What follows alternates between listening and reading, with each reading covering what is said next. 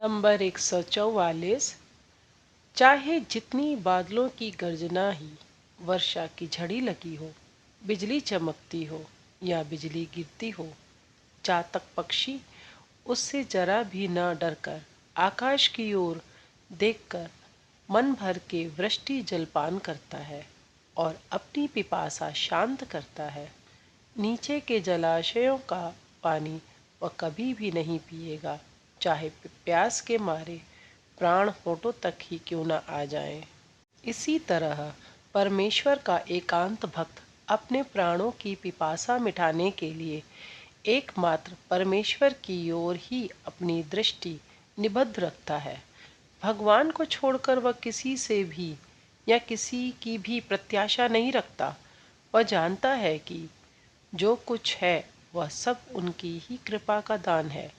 उसे चाहे परमेश्वर का जितना रुद्र स्वरूप देखने को मिले, संसार में चाहे जितने दुख कष्ट अभाव दारिद्र्य विपत्ति कठिनाइयाँ उसे प्राप्त हो, वह किसी से भी विचलित नहीं होता। वह जानता है भगवान है मंगलमय। जो कुछ करते हैं उसमें संतुष्ट न होने का अर्थ है उनमें दोष निकालना, उनके विरुद्ध अभियोग लगाना। भक्त प्राणांतन दशा में भी ऐसा नहीं कर सकता। नंबर 145।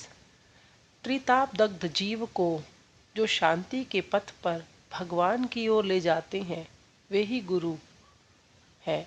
गुरु और शिष्य का संबंध है पारमार्थिक पिता पुत्र के भाव का। लौकिक पिता जन्म देते हैं, गुरु शिष्य को परम पद के दर्शन दिलाकर जन्म मरण के चक्र से उनका उद्धार करते हैं।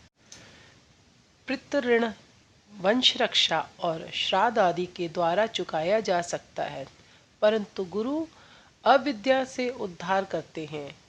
अंततः उनका ऋण शोध नहीं किया जा सकता, सर्वस्व अर्पण करके भी नहीं।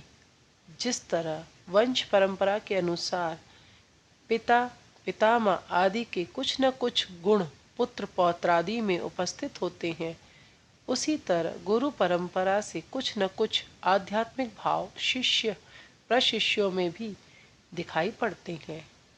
नंबर 146। अधीर होने से वस्तु लाभ नहीं होता।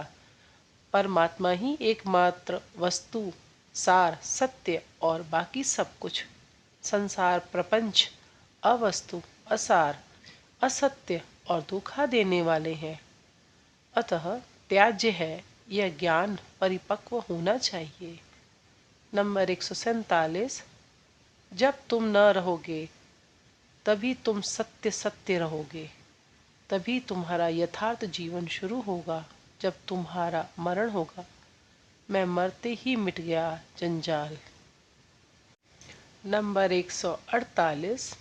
हम लोग मानो संसार के ऊपर ही हमारा जीवन मरण निर्भर हो, ऐसा सोचकर प्राणपण से अपने स्वार्थ और अधिकार रक्षा के लिए न मालूम कितना तूफान मचाते हैं, खुद अशांति भोग करते हैं और दूसरी की क्षति और सर्वनाश करते भी कुंठित नहीं होते।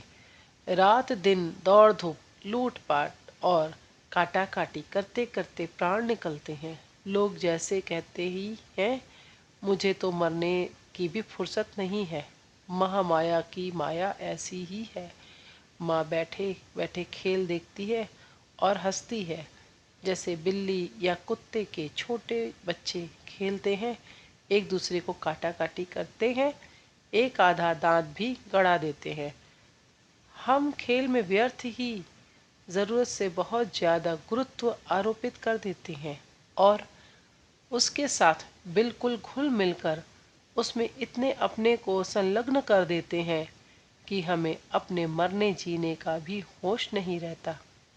इससे खेल तो खूब अच्छा जमता है, जैसे कि नट या नटी अपनी भूमिका के साथ मिलकर एक रूप होकर अभिनय करने से अभिनय बिल्कुल सच्चा मालूम पड़ता है, पर वह है उस समय के लिए ही।